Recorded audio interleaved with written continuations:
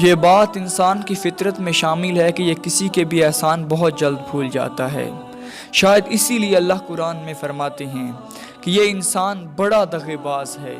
اللہ اس انسان کی مشابہت ایک جانور سے کرواتے ہوئے فرماتے ہیں وَالْآدِيَاتِ ضَبْحًا فَالْمُورِيَاتِ قَدْحًا فَالْمُغِيرَاتِ صُبْحًا فَأَثَرْنَ بِهِ نَقْعًا فَوَسَطْنَ بِهِ جَمْعًا اِنَّ الْإِنسَانَ لِرَبِّهِ لَقَنُوطٌ۔ مجھے قسم ہے اس گھوڑے کی جو سینے سے آوازیں نکالتا ہوا بھاگتا چلا جاتا ہے، پہاڑوں کے سینے پہ سم مارتا ہوا بھاگتا چلا جاتا ہے۔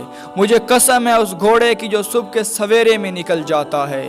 مجھے قسم ہے اس گھوڑے کی جو دھول اڑاتا ہوا چلا جاتا ہے۔ مجھے قسم ہے اس گھوڑے کی جو جنگ و جدل میں اتر جاتا ہے۔ ان الانسان لربہ لقنوط۔ لیکن یہ جو انسان ہے یہ بڑا دغے باز ہے۔ اللہ پانچ خوبیاں گھوڑے کی بیان کرنے کے بعد اس انسان کا گلہ کرتا ہے اور فرماتا ہے یہ انسان بڑا دغے باز ہے۔ وہ اس لیے اللہ فرماتے ہیں انسان کبھی غور تو کیا کر کہ اس گھوڑے کو تو نے نہیں بنایا، اس گھوڑے کا چمڑا مضبوط تو نے نہیں بنایا، اس کا وہ مضبوط بدن تو نے نہیں بنایا، بلکہ ہم نے اسے پیدا کیا اور ہم نے اسے تیری مالکیت میں دے دیا۔ تو نے اسے قرب سے اٹھا کر تھوڑا سا چارہ ہی تو کھلایا تھا، پھر اس کی وفاداریاں دیکھ۔ اگر تو اسے لے کے نکلا تو یہ اس طرح بھاگا کہ اس کی سینے کی آوازیں بھی عیاں ہو گئی۔ جس وقت یہ پہاڑوں کے سینوں پہ چڑھا تو یہ یوں بھاگا کہ اس کے پاؤں سے آگ کی چنگاریاں نکلنے لگ گئی۔ اگر تو نے اس کے صبح کے سویرے میں لے کے نکلا تو اس نے انکار نہیں کیا، اگر تو اسے رات کے اندھیرے میں لے کے نکلا تو اس نے انکار نہیں کیا۔ یہ دھول اڑاتا ہوا بھاگتا ہی چلا گیا، یہ بھاگتا ہی چلا گیا۔ اگر تو نے اسے جنگ و جدل میں لے جانا چاہا تو اس نے انکار نہیں کیا، اپنی جان کو داؤ پہ لگا کے تیرے ساتھ یہ شمشیروں کی جھمجھماہٹ میں گیا۔ لیکن یہ انسان ہے جس کو ہم نے پیدا کیا، اللہ اس کا ایک ایک لمحہ یاد کرواتا ہے انسان کو۔ کیا انسان کبھی اپنی پیدائش پہ تو نے غور کیا ہے؟ ثم خلقنا النطفة علقة فخلقنا العلقة مضغة فخلقنا المضغة عظاما فقصونا العظام لحما ثم انشأناه خلقا آخر۔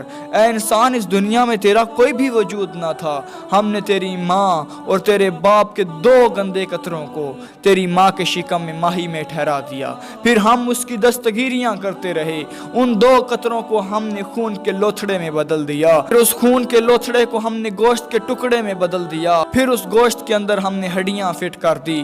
ثم انشأناه خلقا آخر۔ آخر کار یہ انسان بن گیا۔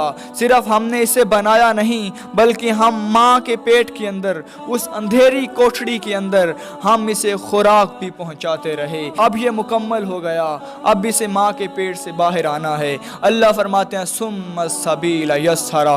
ہم نے اس کی ماں کی اس تنگ راہ کو آسان کر دیا کہ یہ انسان باہر آ گیا، اور پھر جس وقت یہ باہر آیا تو ہم نے اندر والا وہ خوراک کا ایک راستہ بند کیا تو ہم نے ماں کے بدن سے دو راستے نکال دیے۔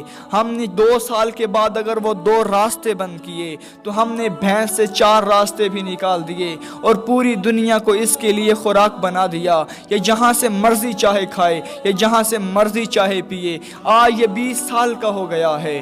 ان الانسان لربہ لقنوط۔ یہ اپنے رب کو پہچانتا ہی نہیں ہے۔